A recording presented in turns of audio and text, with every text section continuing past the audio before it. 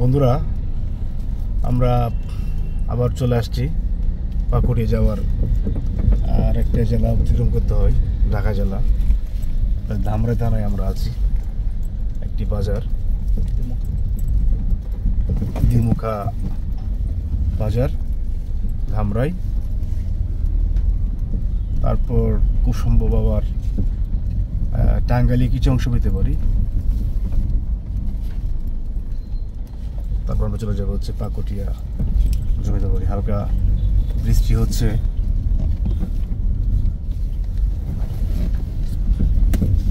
সাথে থাকবেন বন্ধুরা। বৃষ্টি ভেজা রাস্তায় আমরা যাচ্ছি পাকুড়িয়া জমিদার বাড়ি দেখার জন্য। আমরা এখন টাঙ্গাইল নাগরপুর উপজেলায়। বিশাল বড় এক পুকুর, কিন্তু পুকুরে পানি নেই, সংস্কার কাজ চলমান।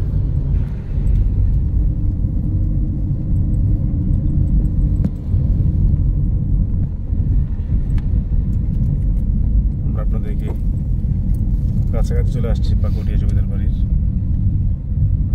সাথে থাকুন বন্ধুরা। আমরা অবশেষে চলে আসছি পাকুড়িয়া জমিদার বাড়ির প্রাঙ্গণে। আমরা এখন দাঁড়িয়ে আছি জমিদার বাড়ির মাঠে। আমরা এটা হচ্ছে বামে হচ্ছে জমিদার বাড়ির পুকুর, এটা খনন কাজ চলমান, সামনেও কাজ চলমান, বিশাল বড় মাঠ। এটা একটি নতুন প্রতিষ্ঠান, আপনাদেরকে আমরা ঘুরিয়ে দেখাবো পাকুড়িয়া জমিদার বাড়ি। আমাদের সাথে ছোট মেহমান রয়েছেন।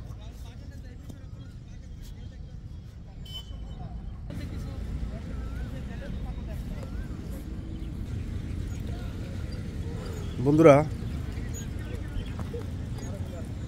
পাকুড়িয়া জমিদার বাড়ি টাঙ্গাইল জেলার নাগরপুর উপজেলায় অবস্থিত একটি ঐতিহ্যবাহী স্থাপনা। জমিদার বাড়ির 3টি মহলে রয়েছে 3টি নিজস্ব অপূর্ব লল্লাপাতার কারুকাজ। আমরা আপনাদের দেখাবো। বর্তমানে জমিদার বাড়িতে পাকুড়িয়া বৃন্দাবন চন্দ্র রাধা গোবিন্দ কলেজ, যেটি 1967 সনে স্থাপিত হয়েছে। আমরা আপনাদেরকে প্রত্যেকটা ভবনের অংশ চেষ্টা করব যতটুকু পারি দেখানোর জন্য। পাকুড়িয়া জমিদার বাড়িটি ইংরেজ আমলের শেষ দিকে পশ্চিমবঙ্গের কলকাতা থেকে রামকৃষ্ণ সাহা মণ্ডল নামের এক বর্ণাঢ্য ব্যক্তি পাকুড়িয়া এসে জমিদারি শুরু করেন। 1915 সালে প্রায় 15 একর জায়গা জুড়ে এক রকম নকশায় 3টি প্যালেস অট্টালিকা নির্মাণ করেন। তৎকালীন সময় এই পাকুড়িয়া জমিদার বাড়ির 3 তরফ বা 3 মহলা নামে সুপরিচিত ছিল।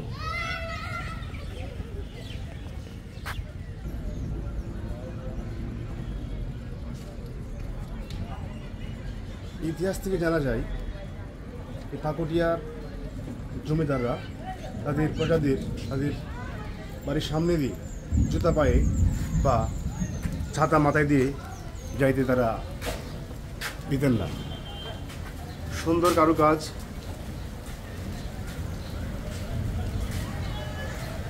প্রতিটি বাড়ির মাঝ বরাবর মুকুট হিসাবে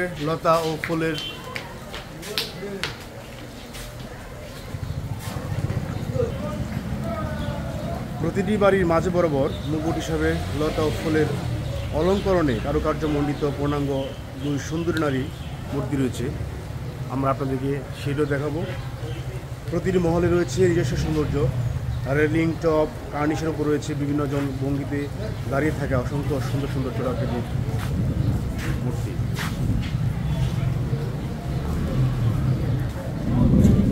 এই অট্টালিকাগুলো পাশ্চাত্য শিল্প সংস্কৃতির এক অনন্য সৃষ্টি, যার লতাপাতার চমৎকার কারুকাজগুলো মুগ্ধ করার মতো।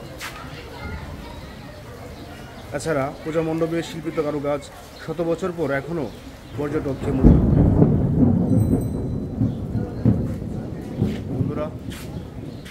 বৃষ্টির জন্য আমরা বারান্দায় আছি।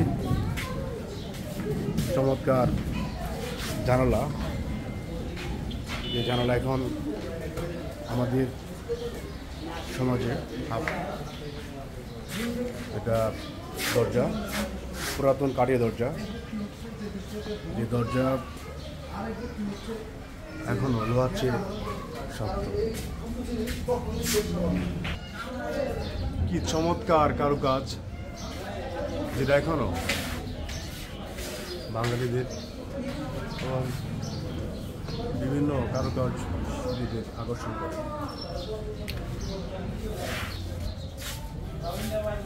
কারুকাজ অসাধারণ রন্ধন দৃষ্টি।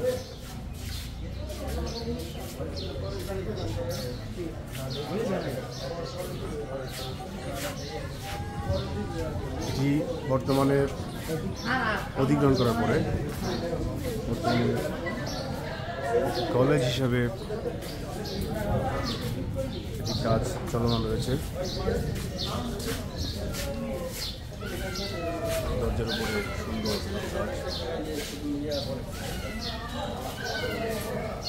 অসাধারণ।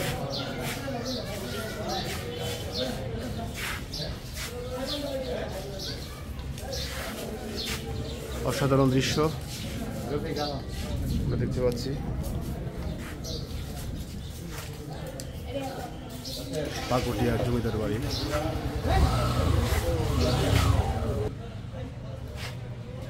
চমৎকার কারুকাজ।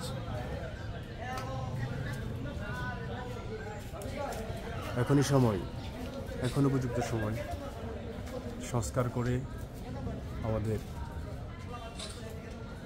যারা ইতিহাস ঐতিহ্য নিয়ে পছন্দ করেন তাদের জন্য বন্ধুরা, এটা হচ্ছে জমিদার বাড়ির বারান্দার একটা অংশ।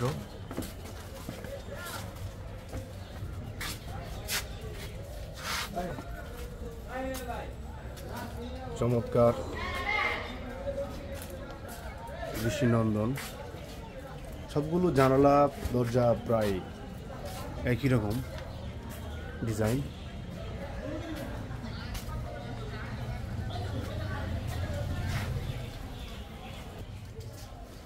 পাকুটিয়া জমিদার বাড়িটি টাঙ্গাইল সদর থেকে প্রায় 35 কিলোমিটার দক্ষিণ নাগরপুর উপজেলার লোহজং নদীর তীরে প্রায় 15 একর জায়গা জুড়ে কালে সাক্ষী হয়ে দাঁড়িয়ে আছে এই জমিদার বাড়িটি। তো এটি আরও যত্ন নেওয়ার প্রয়োজন আমি মনে করি।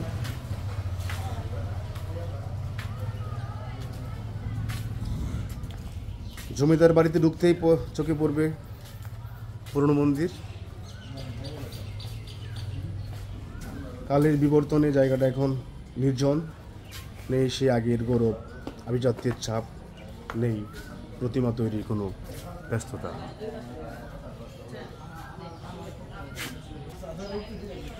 জমিদার বাড়িটি ঘুরে আমরা দেখতে পাচ্ছি আর কোথাও কোথাও ইট খসে পড়ছে, সে পুরনো দিনের নকশা হারাচ্ছে তার সৌন্দর্য।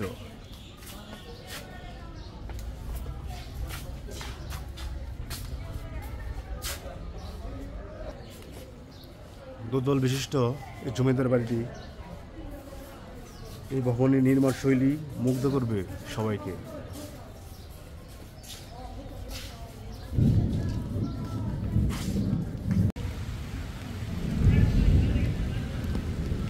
বন্ধুরা, জানা যায়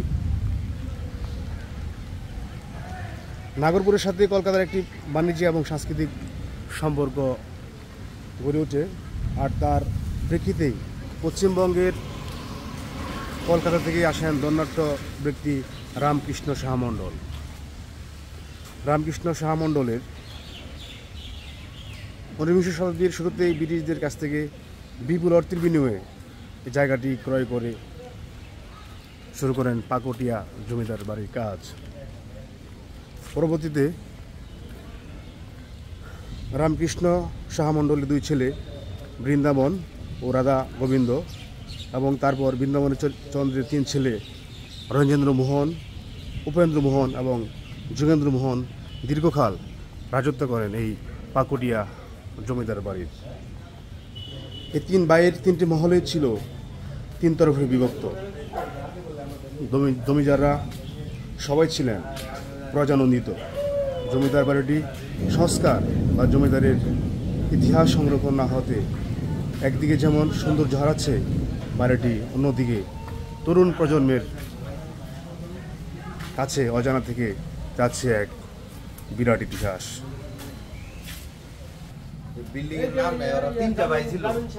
বন্ধুরা, আমরা আরেকটি ভবনের বারান্দার কারুকাজ আজকে বন্ধ থাকায় আজকে আমরা ছাদে উঠতে পারিনি। যাই হোক, পরবর্তী এক সময় চেষ্টা করব। প্রচণ্ড ঝড় তুফান শুরু হয়েছে। খুব সুন্দর কারুকাজ পাকুটিয়া জমিদার বাড়ি।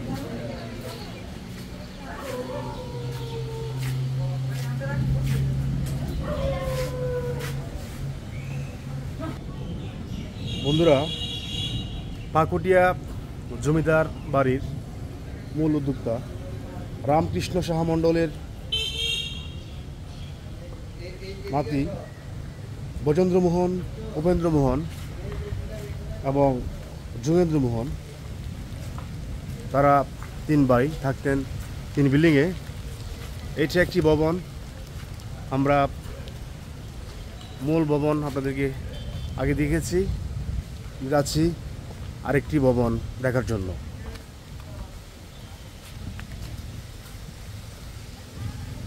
সুন্দর পরিবেশ।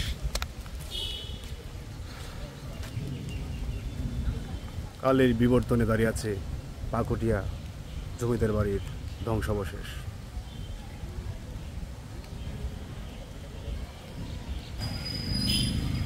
সুন্দর, অপরূপ সুন্দর বাড়ি। আসলেই জমিদারদের পছন্দের কোনো কমতি ছিল না। বন্ধুরা, আরও জানা যায়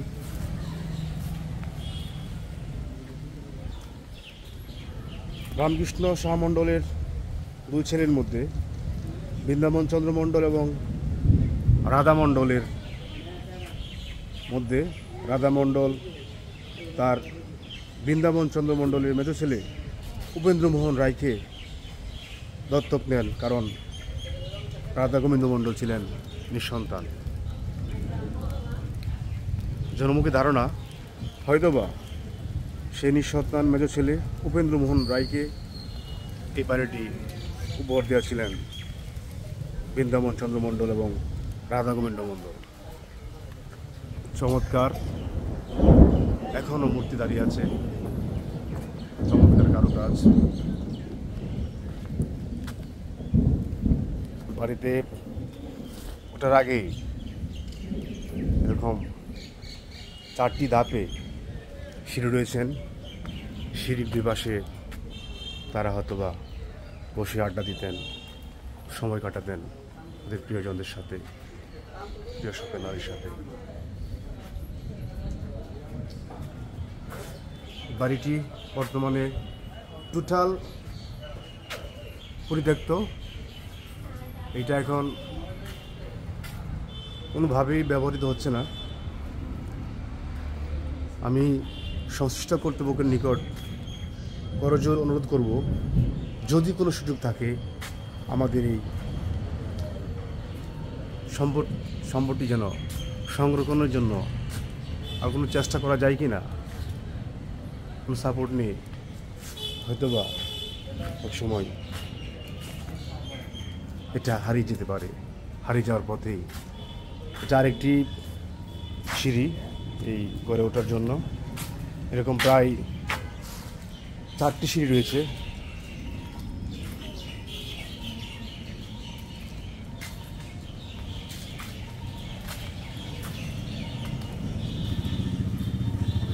এটা জমিদার বাড়ির শেষ অংশে।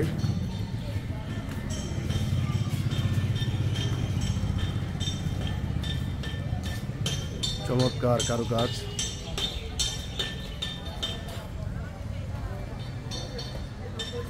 বন্ধুরা, চেষ্টা করছি ভিতরে যেহেতু প্রবেশ নিষিদ্ধ, আমরা আপনাদেরকে যতটুকু আছে দেখানোর চেষ্টা করছি। সুন্দর কারুকাজ দেখলে এখনো মন ভরে যায়।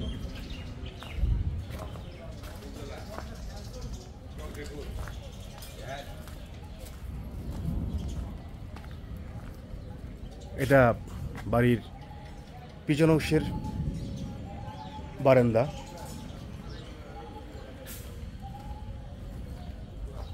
সুন্দর পিছন অংশেও বসার জায়গা ছিল, সামনে সিঁড়ি, ওঠানামা সিঁড়ি।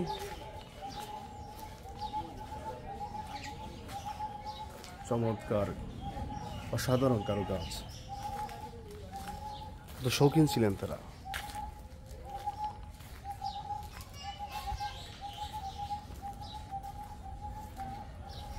ভবনটি খুব সম্ভব পরিত্যক্ত ঘোষণা করা হয়েছে।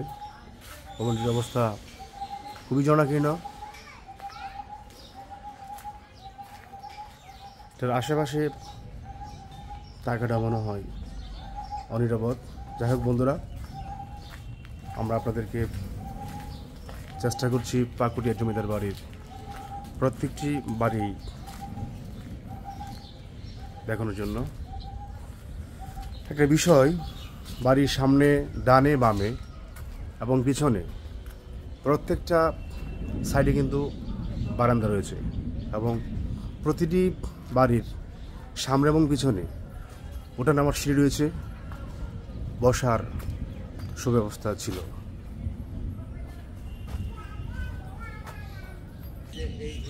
বন্ধুরা, আমরা এখন আছি পাকুটিয়া জমিদার 3 নম্বর বাড়ির পিছনে। পাশে রয়েছে আবাসিক এলাকা, হয়তোবা অনেক জায়গা এখন আর জমিদার বাড়ির নেই, সেটাই বাস্তবতা। এর পিছনে রয়েছে একটি পুকুর, বিশাল বড় পুকুর, কিন্তু ঘাট নেই।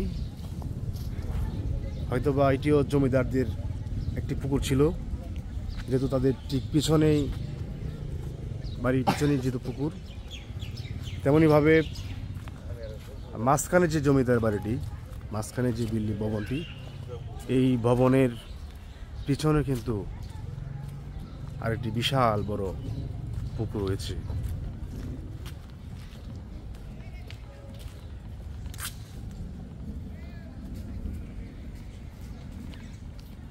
বন্ধুরা, একটি পাকুটিয়া জমিদার বাড়ির মাঝখানের প্যালেস ভবন, এর পিছনেই হচ্ছে জমিদারদের পত্নীদের জন্য তৈরি করা কূপ, যেই কূপেই তারা স্নান করতেন। একটি প্রাচীর ঘেরা ভাঙ্গা বড় কূপের দেখা আমরা পেয়েছি। প্রাচীর ঘেরা ভাঙ্গা বড় একটি কূপ দেখা মিলল। সেকালের জমিদার গিনিরা হয়তো বা এখানে স্নান করতেন। আমরা আপনাদেরকে সেই ভাঙ্গা কূপের অংশটি দেখাচ্ছি।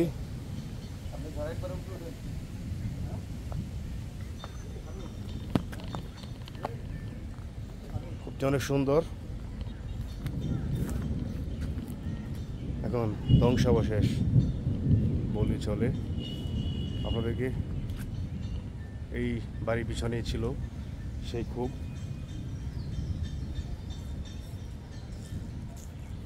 বন্ধুরা, সে হচ্ছে পুকুর, আরেকটি পুকুর। এই বিশাল জায়গা, প্রায় 15 একর জায়গা নিয়ে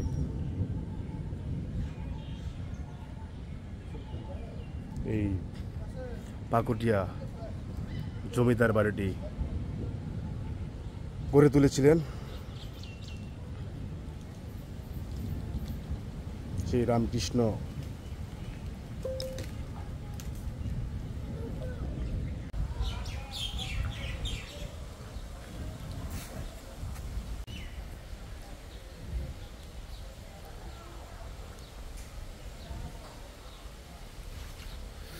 পাকুড়িয়া জমিদার বাড়ির মূল ভবন।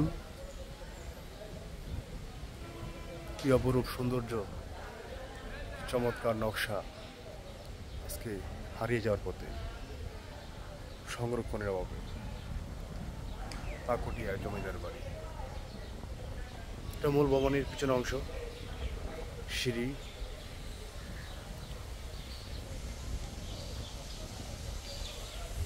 বন্ধুরা, এই সেই পাকুড়িয়া জমিদার বাড়ি, যেটা 1915 সালে 15 একর জায়গা নিয়ে রামকৃষ্ণ শাহ উনি স্থাপন করেছিলেন।